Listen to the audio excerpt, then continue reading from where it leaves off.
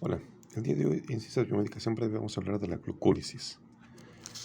La glucólisis es parte del metabolismo para extraer energía a partir de la glucosa, pero para poder comprender un poquito más de qué hablamos, vamos a poner en contexto. Durante el metabolismo energético, lo que hacemos es convertir la glucosa, eventualmente a través de diferentes pasos, hasta CO2 y agua. En el transcurso de la conversión de glucosa hasta CO2 y agua, vamos extrayendo energía en diferentes momentos para poder utilizarla y fabricar moléculas de ATP, que esta ATP nos va a servir eventualmente para llevar a cabo reacciones energéticamente no favorables en la célula.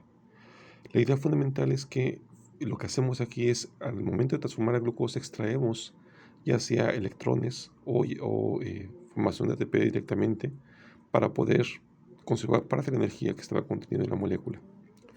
Esta serie de pasos que convierten la glucosa hasta CO2 y agua se dividen en varias reacciones. De forma general podemos separarlo en un grupo de reacciones que conforman la glucólisis. Luego el piruvato resultante de la glucólisis se convierte en acetilcoenzima A en la mitocondria y posteriormente la acetilcoenzima A entra al ciclo de Krebs. Finalmente son bastantes reacciones, pero que podemos partir en secciones distintas. Es como un camino que va de un punto A a un punto B, que podemos dividir en diferentes tramos, pero finalmente sigue siendo la misma molécula de glucosa que va siendo transformada poco a poco para extraer lo que necesitamos extraer de esa molécula. En el camino, bueno, en términos generales, en la glucólisis obtenemos una ganancia neta de 2 ATPs, una ganancia neta de 2 NADHs, que van a ser muy importantes más adelante. La conversión del piruvato a acetilcoenzima A nos da como resultado, además de la acetilcoenzima A, un NADH por cada conversión. Como hay dos piruvatos resultantes de la glucólisis, son dos moléculas de acetilcoenzima A. En el caso del ciclo de Krebs, como tenemos dos piruvatos originalmente por la glucosa, vamos a tener dos vueltas del ciclo de Krebs. En total generamos 6 moléculas de NADH, 2 de FADH y 2 de ATPs. Estas marcadas en morado, que son las moléculas de NADH y FADH, son cargadores de electrones, que van a ser muy importantes para una etapa posterior que se llama cadena de transporte de electrones o de fosforilación oxidativa, que vemos en otro momento.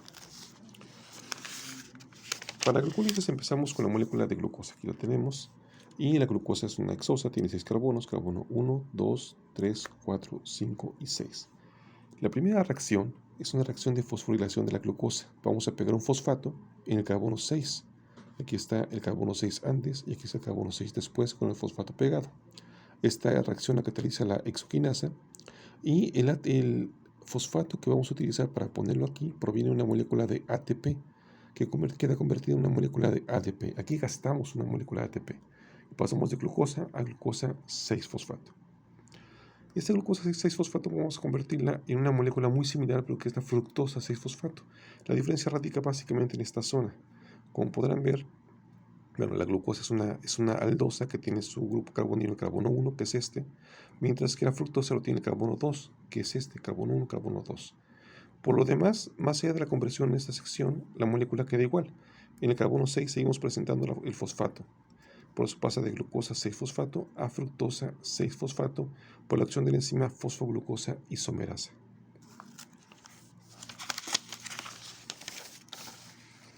Posteriormente, esta molécula de fructosa 6-fosfato vuelve a ser fosforilada, esta vez en el carbono 1, para pasar de fructosa 6-fosfato a fructosa 1,6-bifosfato. Sigue siendo fructosa, el fosfato original se mantiene, pero ahora tenemos un fosfato también en el carbono 1, teniendo fructosa 1,6-bifosfato.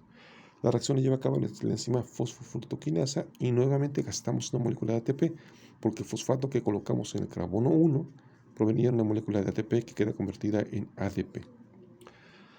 Ahora, para las interacciones hay que aclarar una cosa. Esa es la estructura de la fructosa 1,6-bifosfato, 1,6-bifosfato en la forma cíclica, y es la forma extendida de la molécula.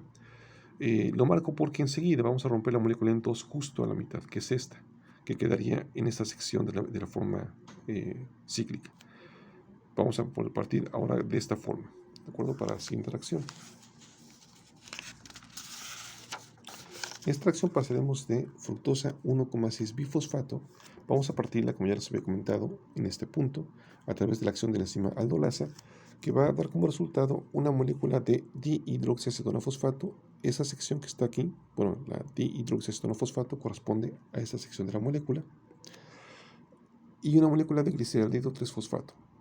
Ahora, en adelante, para seguir en las reacciones de la glucólisis, vamos a necesitar convertir esta molécula de dihidroxicetona fosfato también a gliceraldehido de fosfato a través de la acción triosa fosfato isomerasa. De forma tal que después de esta quinta reacción tenemos dos moléculas de gliceraldehido 3-fosfato. Haciendo un breve resumen de lo que llevamos hasta ahora, tenemos el paso de glucosa a glucosa 6-fosfato, a fructosa 6-fosfato, a fructosa 1,6 bifosfato, y aquí partimos la molécula en dos.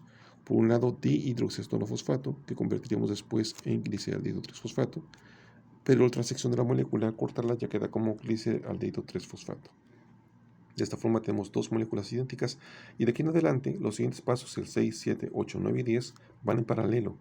Vamos a revisar qué pasa con una de las vías, uno de los gliceraldehido 3-fosfatos, pero recordando siempre que es por duplicado, porque hay dos moléculas de gliceraldehido 3-fosfato y como resultado tendremos al final dos moléculas de piruvato.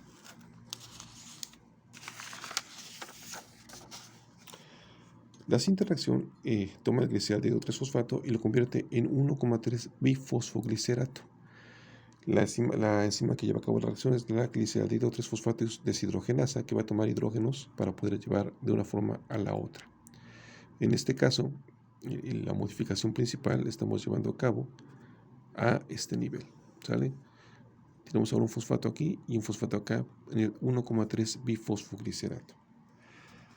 El 1,3 bifosfoglicerato vamos a convertirlo en 3-fosfoglicerato a través de la enzima fosfoglicerato-quinasa, y aquí empezamos a ganar moléculas de ATPs. El fosfato que estaba originalmente colocado en el carbono 1 de la molécula de 1,3 bifosfoglicerato va a pasar a una molécula de ATP para convertirla en ATP. Recuerden que teníamos originalmente dos moléculas de gliceraldehido 3-fosfato, así que en el fondo ganamos uno por cada conversión de aquí para acá, tendríamos ya dos ATPs. La siguiente reacción, vamos a tomar ese 3-fosfoglicerato y vamos a convertirlo en una molécula de 2-fosfoglicerato. Básicamente el fosfato lo movemos de carbono 3 al carbono 2 por la enzima fosfoglicerato mutasa. Es muy sencilla esta reacción. Luego el 2-fosfoglicerato lo convertimos en fosfonolpiruvato a través de la enzima enolasa, que va a sacar una molécula de agua. Básicamente tomamos hidroxilo de este punto para poder sacar la molécula de agua. Bueno, hidroxilo de este punto y el hidrógeno de aquí. Estos dos, y establecemos doble enlace de carbono y carbono. Estas dos reacciones aparentemente no producen nada interesante, son como formas intermedias de 3-fosfoglicerato a 2-fosfoglicerato y de 2-fosfoglicerato a fosfonolpiruvato. Sin embargo, son importantísimas porque si no se llevan a cabo, no podemos llevar la molécula hasta la forma en la cual empezamos a extraer energía nuevamente.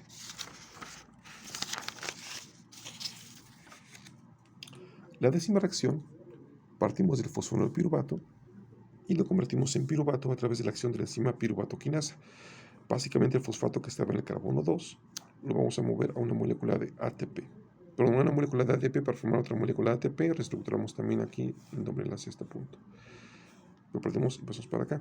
Ahora, tenemos nuevamente esta conversión por 2, porque recuerden que veníamos de dos moléculas de gliceraldehido 3-fosfato, por lo tanto tenemos dos moléculas de fosfonolpiruvato que lleva a dos moléculas de piruvato, considerando cada glucosa como tal.